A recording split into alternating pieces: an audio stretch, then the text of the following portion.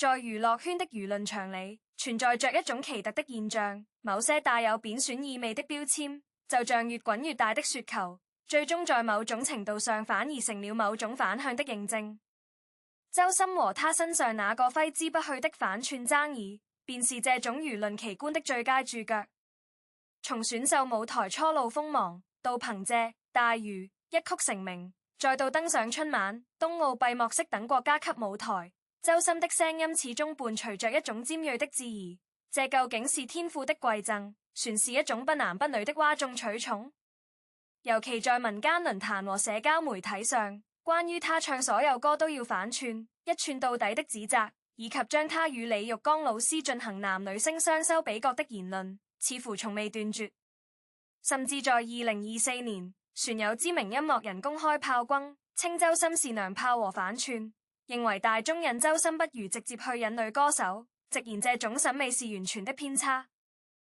然而，當我們沿着這個邏輯繼續推演下去，如果有一天，這位被部分人視為異類的歌手，真的跨入了那個象徵着中國文藝界最高榮譽的體制內殿堂，評上了國家一級演運，那些曾以反串為武器攻擊他的黑粉，是否會真的氣到吐血？這不僅僅是一個關於粉絲合價的假想，更是一面折射時代審美變遷、體制標準與大眾刻板印象劇烈碰撞的稜鏡。要釐清這個假設背後的深層張力，我們首先需要拆解兩個關鍵詞，一是所謂的反串標籤，二是國家一級演運的真正分量。對於周深聲音的爭議，根源在於大眾審美中根深蒂固的刻板印象。在許多人的固有認知裡，男性的聲線必須低沉滾厚，充滿所謂的陽剛之氣，而清亮、細膩、空靈的嗓音則被挖貴為女性特質。周深恰恰站在了這個二元劃分的模糊地帶。由於他天生未能像多數男性那樣經歷變聲期，他的聲線保持了童聲般的準淨與高亢。這種生理上的獨特性，在他成名之初便成為了被攻擊的靶心。從校園時代的排擠到網絡上的惡意調侃，他始終在為自己的聲音證明。但反串一詞用在他身上，實際上是一種嚴重的概念誤植。在戲曲和通俗文化中，反串指的是演運扮演自身行當以外的角色，比如男性演運通過技術手段模仿女性聲音和形態。然而，周深的演唱並非刻意模仿異性，他使用的是自己的本聲，一種未經變聲期改變的自然發聲狀態。正如他在舞台上所展現的，他既能在《達拉崩吧》中一人分飾多角，展現聲音的可塑性，也能在《燈火裡的中國》中以溫暖明亮的音色傳遞家國情懷。他的聲音不是偽裝，而是本真。這種將天生特質污名化為反串的行為，本質上是審美霸凌，是對多元化聲音美學的拒絕。與此同時，黑粉們津津樂道的沒作品，只靠翻唱論調，實際上也在隨着周深逐年積累的作品厚度而顯得蒼白。早期的質疑者認為周深只有大魚能聽，常年混跡於翻唱舞台，但近幾年來，若夢、光亮、和光同塵、人事、小美們等大量原唱作品及影視奧斯的爆火，以及單張專輯銷量近4500萬，年收聽連續破億的市場數據，早已證明了他在主流市場的號召力。官方媒體如央視、人民日報的多次公開力挺，更是對其作品正向價值的認可。然而，黑粉的攻擊邏輯往往無視這些數據和官媒背書，依然固執地將反串作為否定其成就的唯一抓手，仿佛只要咬死這一點，就能抵消掉他在唱功、作品和影響力上的一切努力。現在，讓我們將視線投向國家一級演運這個職稱。根據2017年曝光的一份名單以及相關資料顯示，國家一級演運是中國文藝界設立的專業技術職稱，是國家為對繁榮文藝事業作出突出貢獻的演員給予的領域最高職稱，獲得者享受國務院特殊津貼。這份榮譽涵合戲曲、戲劇、電影、舞蹈、聲樂等多個領域，但評定標準極為嚴苛。在流行歌手領域，能夠獲此殊榮的鳳毛麟角。在2017年的名單中，王菲作為流行歌手的代表赫然在列，而諸如劉德華、胡歌、孫儷等一眾公認的實力派明星均未入算。由此可見，這個職稱的含金量極高，它不僅僅是商業價值的體現，更是對文藝工作者在藝術造詣、行業貢獻及文化傳承方面的高度國家認可。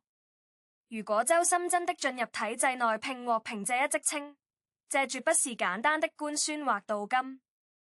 這將意味着他那種曾被民間輿論長污名化為反串的獨特嗓音，被國家級的評價體系正式接納並賦予了崇高地位。這不僅是對他個人唱功的肯定，更是對美聲多樣性的一次官方證明。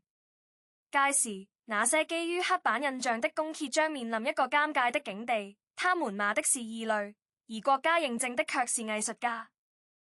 這種來自最高層級的權威背書，將徹底顛覆黑粉們用以攻擊的基礎邏輯。當他們認為的缺陷被官方定義為稀缺天賦時，他們的憤怒將不再具有任何殺傷力，反而佢變成一種對時代進步和審美包容的諷刺性注腳。這便引出了一個更具社區意義的討論：官方評價體系與民間刻板印象，究竟哪一個更能定義一位藝術家的價值？黑粉對周深入圍體制的憤怒，其本質並非僅僅針對周深個人，而是他們對男性氣質一元化認知的坍塌。在這種認知裡，男性就必須是粗獷的、低沉的。周深的成功是對這種秩序的破壞。然而，國家的文藝評算標準從來不會以聲線是否符合性別刻板印象為指標，它衡量的是專業技巧、藝術感染力、文化傳播力和社區貢獻。周深多次登上央視春晚，參與冬奧閉幕式，為重大影視項目獻聲。他的歌聲傳遞的是積極向上的中國故事。當被官媒力挺與被網友罵反串這兩個事實共存於同一個人身上時，折射出的恰恰是當下中國大眾審美多元化與國家文化政策開放性之間的某種同頻共振。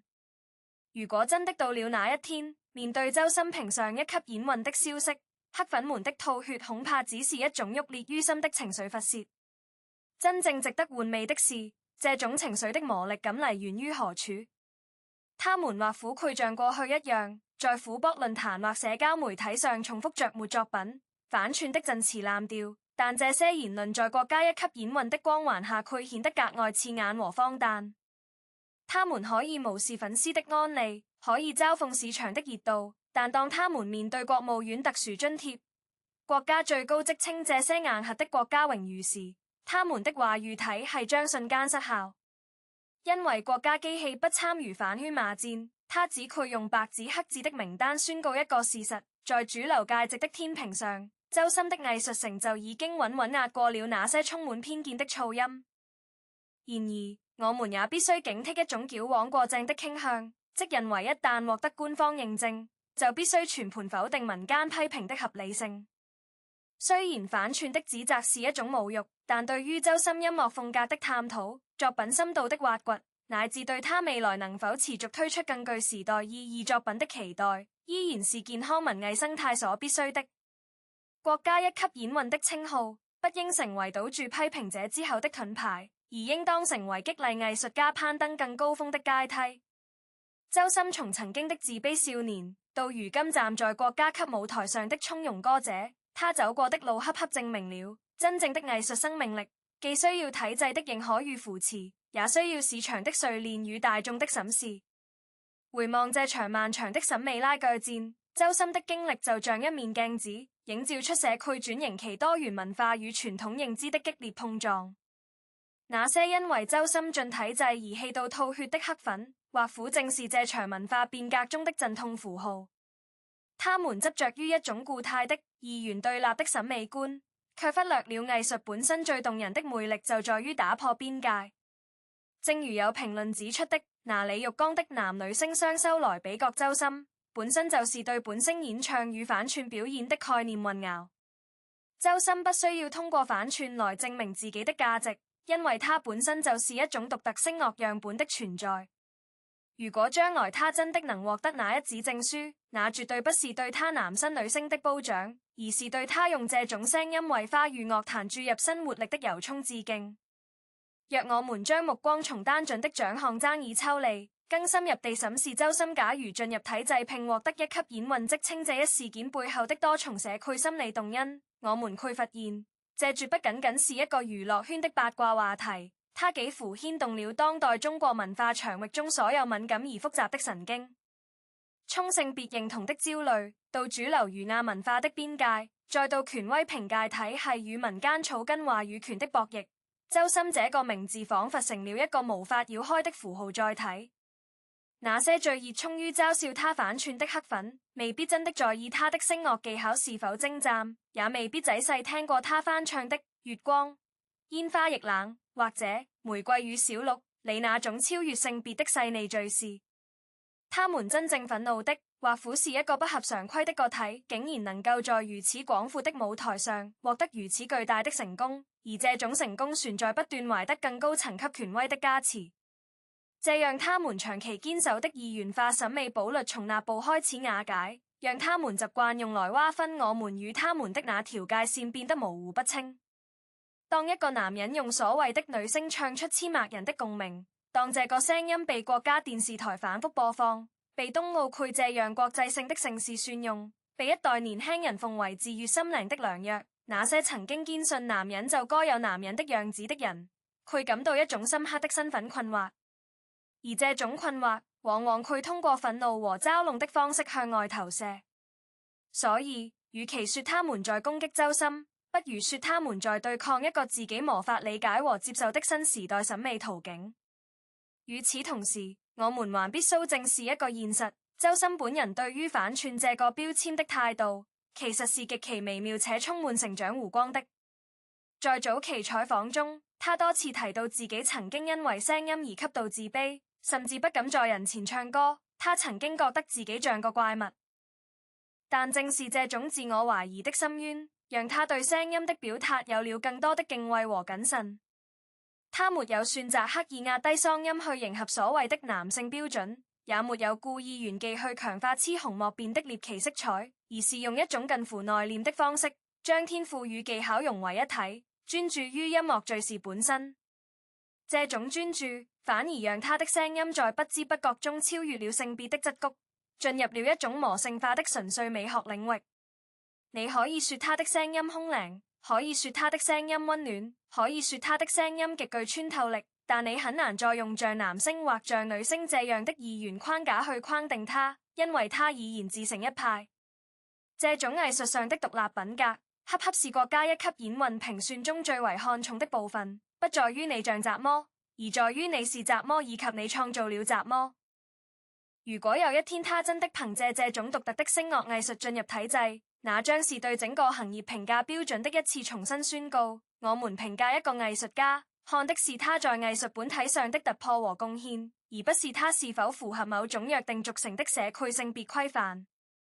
當然，從實操層面來看，周深如果要評上國家一級演運，也並非僅靠大眾喜愛和網絡熱度就能一蹴而就。根據相關評算辦法，申報者通常需要滿足一系列硬性條件，比如在專業藝術團體中擔任主要角色多年，擁有一定數量的代表性原創作品，獲得過省部級以上專業獎項，在行業內具有公認的影響力，並且需要經過層層推薦、專家評審、公示等複雜程序。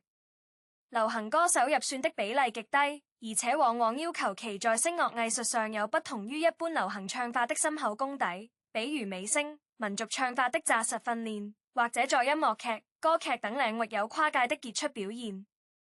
周深雖然以流行演唱聞名，但他紮實的美聲底子、多語種演唱能力、對古典與流行融合的探索，以及與國家級交響樂團的多次合作，都為他奠定了跨越通俗與高雅邊界的橋樑。他的《大魚》在國家大劇院唱響，他在聯合國教科文組織總部獻唱，他與國內頂尖民族樂團合作演繹經典民歌，這些經歷都不是普通流量歌手所能企及的。所以，如果真的有一天他進入體制評算，那絕不是衝天而降的驚喜，而是他多年來在藝術領域精耕細作的必然結果。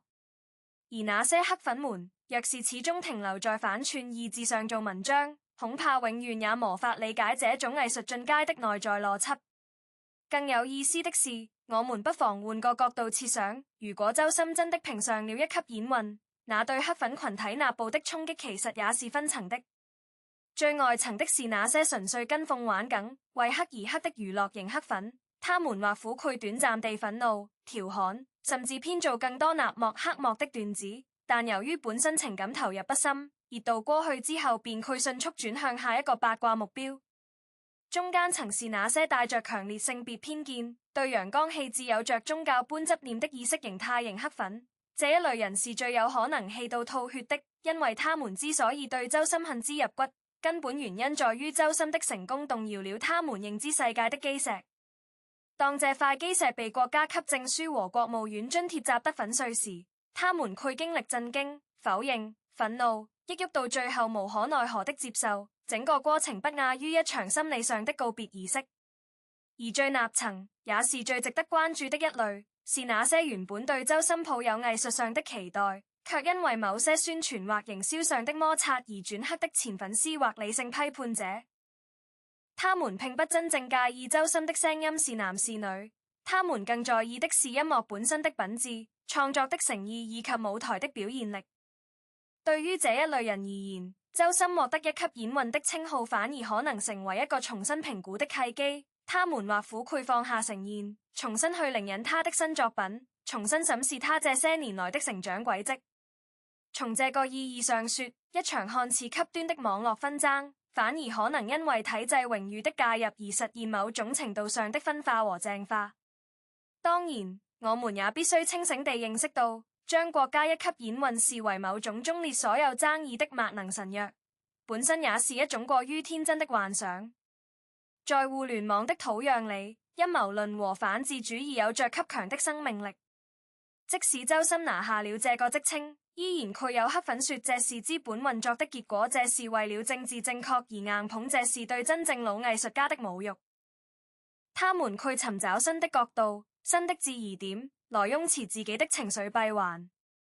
所以氣到吐血只是一個文學化的誇張修辭，現實中更可能發生的情況是，他們會在短暫地錯愕之後，迅速調整話術，將攻擊的矛頭從反串轉移到德不配位、資歷上尖或者體制內關係硬等新的靶點上。這種話語的遷移本身就說明了反串這個原始標籤的脆弱性，它從來都不是一個客觀的藝術評價術語，而是一個隨時可以被替換的情感武器。因此，與其期待黑粉們真的被氣死，不如說體制認可的最大意義是讓那些曾經被這個標籤困擾的普通聽眾能夠更加理直氣壯地說出我喜歡周深的歌，而不必擔心被扣上審美不正常的帽子。這或許才是真正值得關注的積極變化。從更宏觀的時代背景來看，周深現象與國家一級演運這個假設之間的張力，其實與中國社區近10年來在性別觀念、文化自信和審美教育上的深層轉型密切相關。我們正在經歷一個從非黑即白向多元共生緩慢過渡的艱難時期。在這樣一個時期，像周深這樣具備非典型性文化符號的公眾人物，往往會被動地承擔起超出個人範疇的社區討論載荷。他被讚美，因為他代表了勇氣與獨特；他被辱罵，因為他觸動了慣性私擁的神經。而體制內的職稱評定，作為國家文化政策的重要組成部分，其價值導向必須兼顧專業性與時代性。如果評審委員佢最終將票投給了周深，那絕對不是一時興起的跟風之舉，而是經過嚴密考核後對一種新興藝術形態的認可。這種認可反過來又會引導社區輿論，讓更多人去思考：我們到底需要怎樣的藝術？藝術是否必須服務於某種刻板的性別表現？我們能否在欣賞一段美妙歌聲時，暫時放下對歌手身體和性別的過度關注，回歸到聽覺審美本身？這些問題的提出和討論，遠比一個職稱的貴族更加重要。此外，不可忽視的是，周深本人對於體制內這條路的態度究竟如何，至今仍然是一個開放性的未知數。從他過往的採訪和公開發言來看，他始終保持着一種謙遜而謹慎的姿態。他更強調自己是一個唱歌的人，而非一個明星或表演者。他對於音樂的熱愛是純粹而近乎虔誠的。他參與主旋律作品的錄製，頻繁現身官方大型活動，更多是基於對作品質量的認可和對國家任務的尊重，而非對頭銜或地位的追逐。因此，粉絲們大可不必過度拔高一級演運這個職稱對周深的意義，黑粉們也不必提前預知憤怒。退一萬步說，即便周深永遠未有進入體制，他的歌聲也已經影響了千萬人。他用最原始的方式證明了藝術的生命力不在證書上，而在每一個被感動的瞬間。而如果他真的有幸獲得這份榮譽，那也是水到渠成、實至名歸的事情，不值得大驚小怪，更不值得為此展開新一輪的網絡獵巫。行文至此，我想我們需要跳出打臉、吐血這種充滿情緒化的對抗敘事，真正去思考一個文明社會對待文藝批評應有的態度。周深和黑粉之間的拉鋸戰，表面上是粉絲文化的一部分，但其內核其實是整個網絡公共領域理性討論能力缺失的縮影。我們習慣了用標籤迅速歸類，用陣營決定立場，用情緒取代論證。在這樣的環境裡，即便一個藝術家拿到再多權威認證，也無法真正說服一個拒絕被說服的人。但反過來講，這也不意味着我們就應該放棄一切客觀標準的討論，走向磨原則的相對主義。好的藝術一定有其內在的尺度，比如聲音的控制力、情感的傳達、作品的原創性、文化的承載度。周深在這些維度上的表現，經得起專業的推敲，這也是為什麼他能夠持續懷得主流市場和官方平台雙重認可的根本原因。黑粉們如果真心想要批評他，其實完全可以放棄反串這種人身攻擊式的廉價話術，轉向對具體作品編曲、歌詞深度、現場穩定性的技術性討論。這樣的批評即便尖銳，也具備尊重。可惜的是，大部分的互聯網罵戰從來不屑於這種費力的技術活，他們更享受的是站敘和發洩帶來的即時代償快感。所以，回到我們最初的那個假想場景，如果周深真的評上了一級演運，那些黑粉會不會氣到吐血？從心理學的角度來說，他們更有可能經歷一種認知失調後的自我調適，而不是真的生理性吐血。他們會用新的話術來緩解內心的矛盾，繼續生活在自己的信息繭房裡。而我們這些旁觀者，與其圍觀他們是否吐血，不如把注意力轉移到更為積極的方向上去，比如去聽一癮周深最近發行的新歌，去關注一下那些真正在幕後默默耕耘的音樂製作人，去思考一下我們每一個人在面對異己的聲音時，是否能夠多一份寬容和靈隱。娛樂的意義從來不應該建立在對他人的貶損之上，而應該建立在共享美好體驗的愉悅之中。周深的聲音，無論你喜歡與否，他都已經成為這個時代一個無法忽略的音符。這個音符高亢、清亮，帶着一絲跨越性別的神秘感，但他最終抵達的是所有人心中最柔軟的那片地方，那裡沒有黑粉，也沒有鐵粉，只有音樂本身。最後，我必須用最大的誠意來做一次理性的終結。在這場圍繞周深如果評上一級演運的虛構風暴中，無論是期待黑粉吐血的粉絲，全是誓死捍衛陽光審美的反對者，其實都在無意中把一位歌手的職業生涯簡化為了一場站敘遊戲。但真正的藝術世界遠比二元對立要豐富得多。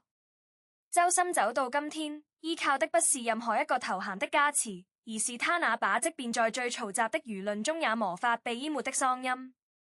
這個嗓音讓他從貴陽的山村走到了世界級的舞台，讓他從中國好聲音的落選者成長為各大晚會的壓軸常客，讓他從被嘲笑人妖的陰影裡一步步走出來，變成無數人心中的光。他所需要的從來不是我們為他打贏一場口水仗，而是我們安安靜靜地坐在台下聽他唱完一首歌。而作為這個龍大信息場中的普通一運，我們最該做的既不是替他憤怒，也不是替他辯護，而是保持獨立思考，尊重事實，尊重每一位藝術家的付出，也尊重每一種不違背公序良俗的審美選擇。和平吃瓜，並非懦弱，而是一種在喧囂中保持清醒的智慧；理智為官，並非冷漠，而是一種對複雜世界最基本的敬畏。願我們在未來的日子裡，能夠少一些氣到吐血的戲劇化想象，多一些靜心靈隱的從容與溫柔。這不僅是給周深，也是給我們自己最好的禮物。